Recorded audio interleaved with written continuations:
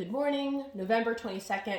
After your general warm-up and warming up and stretching things that you know you need, we're gonna do 3 rounds of side plank and S-sit leg switches. So we're gonna do side plank on the left, side plank on the right, S switches, that's 1 round. You're gonna do 3 of those. So the star plank is going to be on your forearm and your knee. So my knee is down.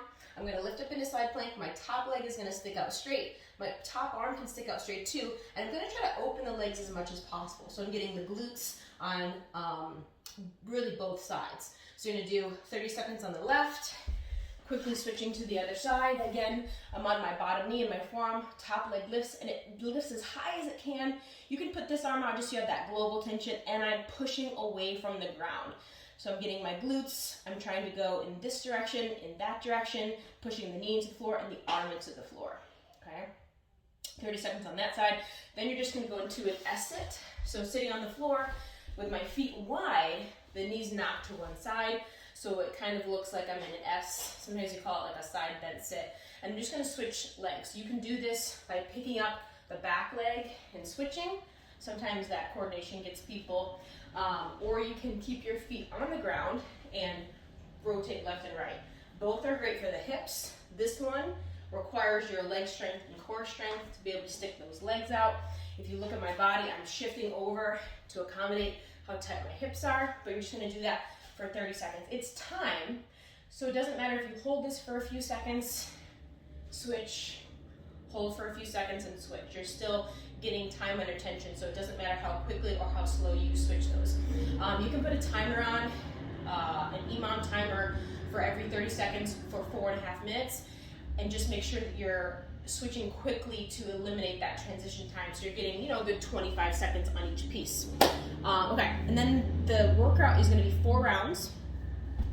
We're gonna start with sumo squat, so you're gonna take your dumbbell, or your pack, or your weight, and I'm gonna put it right in between my feet, okay? I'm gonna grab it if you have a dumbbell, holding it like a bow tie is kind of nice. I'm gonna sit my hips down pretty low with this one, so kind of like your snatch position, like that bottom position when you're gonna do a snatch. So getting low and doing a sumo squat here. So it's kind of a hybrid squat slash deadlift. I do wanna start to maintain as tall a chest as I can. I don't want it to turn into an actual deadlift or more of a forward fold. So you're just getting a little bit lower, again, resembling those lower positions that we do with the barbell, even though you don't have a barbell, all right? If you, for some reason, can't get that low because of the hips are being really tight, you could definitely put something on the floor, a couple stacks of books, so that the bottom of your squat is actually raised up and your arms don't have to go quite that low. Or maybe you have a pack and you're holding onto it and it's already, going a little bit lower, so that works out perfectly. So you have 30 of those. Then you're gonna do forearm plank slaps. I absolutely love these. It's kind of like the plank taps, but I definitely feel like they're harder. So on my forearms in forearm plank, my feet can be a little bit wide. I'm gonna slap my hip. 1, 2, 3, all the way to 30. Definitely a little bit harder on that one. And again, just hitting the hip, all right? 30 of those, and then straight leg bicycle crunches. So normally, bicycle crunch looks like this. We're gonna do it with straight legs. So my opposite knee at elbow, they can touch, or they can kind of come close to each other. I'm staying off the floor with my shoulders, so I'm not laying back down and then coming back up. Every time you touch it counts, so 1, 2, 3, just to make it easier for counting. Then we've got the half kneel chop that we've done before. So in a half kneel, if you only have a dumbbell, you're gonna use that. If you have bands, that's good, great too.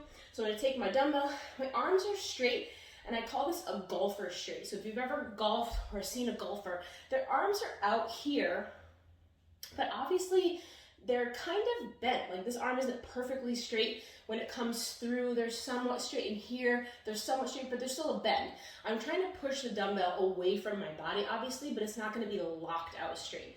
So I'm gonna take the dumbbell from up high, down low. It's going down to the hip that has, space that obviously wouldn't go down to this hip because you hit yourself. So that's the idea, as I'm going across the body, from top to bottom, sort of in that golfer swing. This arm is going up as high as it can, and this arm's going as low as it can. It's stopping when it hits my body, okay?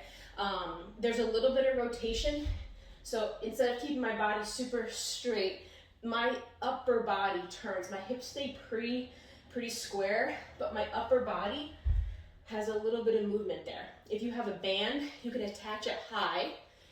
You're gonna put your leg up that's closest to the band. Same thing, I'm gonna pull the band down to my hip. That's gonna get the lats a little differently. The dumbbell is gonna work the core, lats and shoulders kind of together. The band is gonna be a lot of core and a lot of lats because you're gonna be working on pulling the band down. So that is an option. Okay, when you switch sides, you'll switch legs and you'll go on the other side. But we're actually gonna do just that one side. So 15 on, let's say the left side first, and then we're gonna do a split clean on the left. So if I was on the left leg, my left leg's up here, I just did my 15 chops. I'm gonna go with a lunge on this side. So I'm gonna take my dumbbell, I'm gonna clean it, lunge, come back to standing, go back down, clean, lunge, back down. I'll show you from the side. So both feet together, clean, lunge, back down. So it's a little bit of like a hybrid deadlift, and then you've got that lunge in there, but you're gonna stay on one side because the coordination on that one is a little tricky. I find it easier to stay on one side. Once you're done with the 15, you're gonna switch legs for your chop, do 15 chops on this side, and then 15 clean to that split or lunge on the other side. And that is your workout. You're gonna do 4 rounds of that. November 22nd. Peace.